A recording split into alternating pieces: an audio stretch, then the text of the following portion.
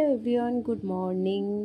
তো আমি চলে এসেছি নতুন একটা ব্লগ, যেটা ছিল আবির বানানোর।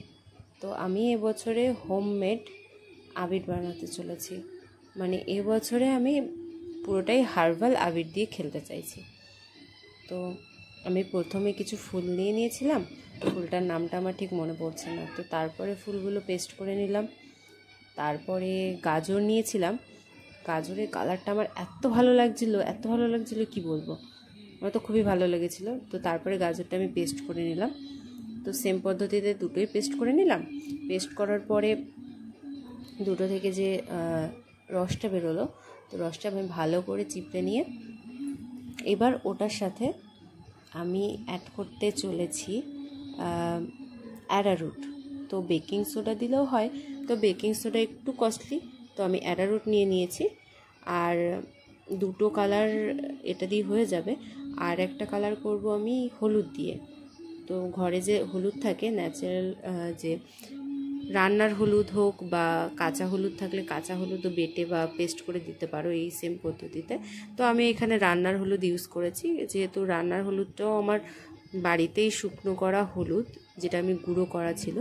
তো ওটাও হার্বালি বলতে গেলে, কোনো দোকানের জিনিস নয়। তো আমি ওটাই ইউজ করতে চলেছি। আর একটা কালার করতে চেয়েছি আমি, সেটা আমি ফুড কালার দিয়ে করব। এটা হালকা একটু ব্লু ব্লু কালার হবে, মানে ব্লুও ঠিক নয়, পার্পেল টাইপের। তো ওই কালারটা আমার খুবই ভালো লাগে, তো ওই কালারটা আমি একটু ফুড কালার ইউজ করব। তো ওই ফুড কালার দিয়ে করব। তো এই দুটোই রস বের করে নেওয়া হয়ে গেছে। তো এরপরে আমি অ্যারারুটটা নিয়ে নেব 2 চামচ, কি তার থেকে একটু বেশি করে নিচ্ছি। যতটা পরিমাণ লাগছে আমি ততটাই নিচ্ছি, এখানে কোনো পরিমাণের ঠিকঠাক মতো পরিমাণ নেই, কারণ কোথাও একটু বেশি লাগছে, কোথাও একটু কম লাগছে। তো আমি এখানে 2 চামচ থেকে 2.5 চামচ মতো নিয়ে নিলাম। তো প্রথমে আমি বিটের রসটা, মানে বিট গাজরের যে রসটা, সেটা দিয়ে করছি।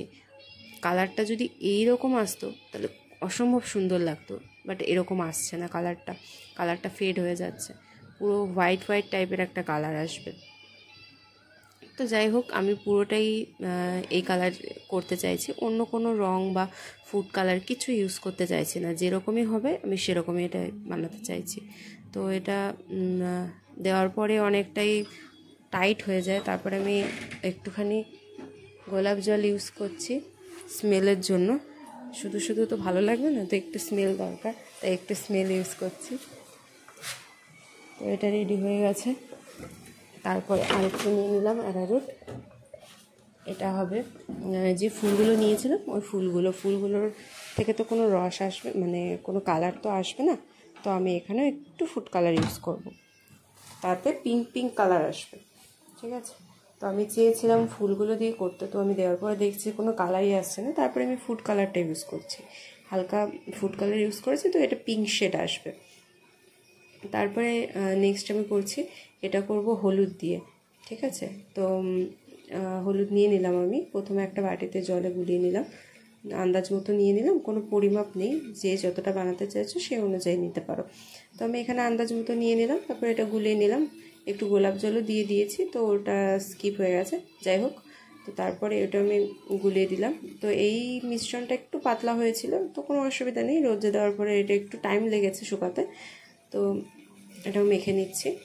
মেখে নেওয়ার পরে আমি নেক্সট করব, দেখো এই কালারটাও কিন্তু খুব সুন্দর এসছে। হ্যাঁ, এটা যেরকম কালারই হয়েছে, মানে গোলানোর পরে সেই কালারটাই হয়েছিল ন্যাচারালি। তো এমনি হলুদের কালারটা মিষ্টি। তো তারপরে আমি এগুলো শুকিয়ে নিয়েছি 2 ঘন্টা মতো, 2 ঘন্টা 2.5 ঘন্টা মতো রোদে দেওয়ার পর শুকিয়ে নিয়েছি। শুকিয়ে নেওয়ার পরে এটাকে তোলার পালা। তোলার পরে আমি এটা মিক্সিতে মিক্স করেছি। তো একটা করে সব তোলা হলো। তোলার পরে এটা দেখো মিক্সিতে দিচ্ছি। মিক্সিতে দেওয়ার পরে এটা মিক্স করব। ঠিক আছে। তো এটা মিক্স করার পরে আমি দেখাচ্ছি নেক্সট। এবার এটা মিক্স করছি। এটাই ব্লু কালারটা, যেটা আমি বলছিলাম একটু বেগুনি টাইপের কালার হবে, মানে পুরো প্রপার বেগুনি না, প্রপার ব্লুও নয়, একটা মিক্স কালার আসছে, লাইট। তারপরে ইয়েলোটা নিলাম, ইয়েলোটা হাত দিয়ে গুঁড়িয়ে নিলাম। তো এটা হয়ে যাচ্ছিলো, নর্মালি হাত দিয়ে গুঁড়িয়ে নিলাম। তো তারপরে একটু রোদে দিয়েছিলাম। তো তারপরে রোদে দেওয়ার পরে একটু পাউডার দিয়েছি এতে, যেরকম ট্যালকাম পাউডার হয় বাড়িতে ইউজ করা, ট্যালকম পাউডারটা ইউজ করেছি। তো পাউডার দেওয়ার পরে এটা সম্পূর্ণভাবে রেডি হয়ে গেছে। দেখো, আমার আবির বানানোর ভিডিওটা ভালো লাগলে একটা লাইক করে দিও, সাবস্ক্রাইব করে দিও। দেখা হচ্ছে নেক্সট